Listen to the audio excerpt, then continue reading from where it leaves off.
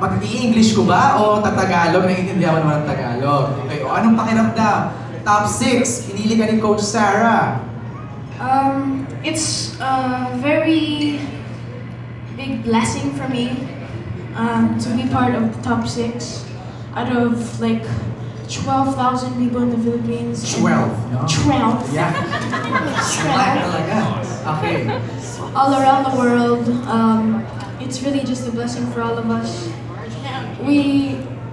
For me myself, I wasn't really expecting anything, like even the blinds. So yeah, it's really just a blessing. Wow. Zephanie, ikaw naman. Ano nararamdaman mo? Sobrang saya po, at the same time excited po ako sa darating na live shows po sa Saturday and Sunday kasi katulad po nila, hindi ko rin po na-expect na makakapasok po ako sa live shows kasi dati-dati lang po, nag-audition lang po tapos hindi po natatanggap. So ngayon po parang talaga pong Dream come true. Opo, dream come true po para sa amin, ng family ko po, tsaka po dun sa mga dreams ko po na natutupad na po ngayon.